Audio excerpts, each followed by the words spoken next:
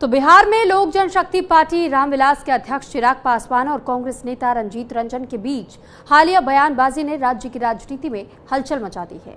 इस मुद्दे पर हमारे संवाददाता कनिका कटियार ने कांग्रेस नेता रंजीत रंजन से खास बातचीत की है, जहां उन्होंने एनडीए की सरकार और चिराग पासवान पर जमकर हमला बोला। उन्होंने ये कहा है कि चिराग को बिहार की 9 साल की दलित बच्ची के बारे में सोचना चाहिए, ना कि प्रधानमंत्री के हनुमान बनने के बारे में। क्या कुछ उन्होंने और कहा है, आपको सुनवाते हैं।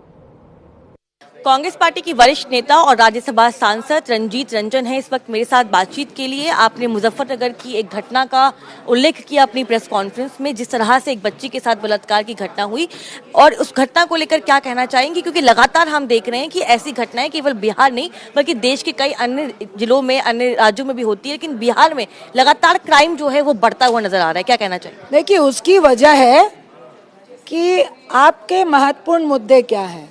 ये डबल इंजन की सरकार जो बिहार में है, उसका मेन महत्वपूर्ण मुद्दा क्या है?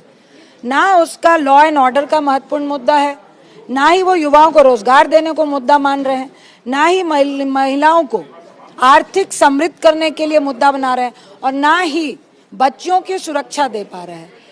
और ये एक घटना तो इसलिए आपको सामने आ रही है क्योंकि वहाँ पे कांग्रेस के जो लोकल लोग थे, जो जिला अध्यक्ष थे, जिला महिला अध्यक्ष थी, उससे प्रदेश अध्यक्ष तक इन्वॉल्व हुए। मैं ये नहीं कह रही कांग्रेस, मतलब वहाँ पे लॉ एंड ऑर्डर ऐसा है, सुरक्षा व्यवस्था ऐसी है कि अगर बलात्कार हो जाता है, अगर कोई नेता शामिल नहीं हो, प्रेशर नहीं हो, तो आपकी तो एफआईआर तक नहीं होती है। ऐसे कई उदाहरण है। मैंने सुपौल को रिप्रेजेंट किया है, सहरसा को रिप्रेजेंट किया है।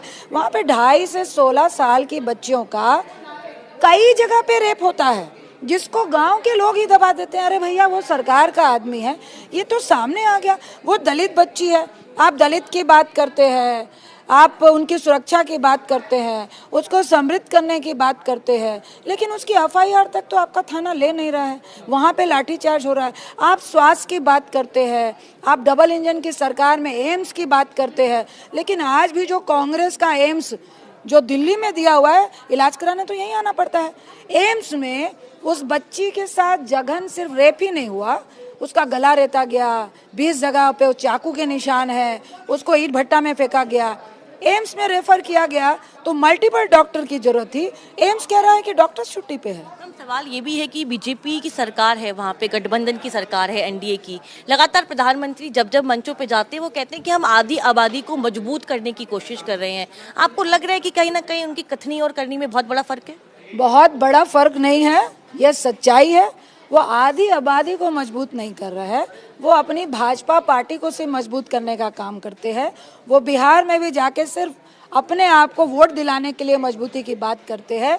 एक तरफ वो भाषण दे रहे होते हैं, एक तरफ वो हमारे पूरे देश को तीसरा गुरु मना रहे होते हैं, तीसरी तरफ बिहार को आप क्या लीजिएगा दे रहे होते हैं, और बगल में रेप हो रहा होता है, उसके बारे में बोला होता है भाजपा वालों को, मुंह में टेप लगा लो।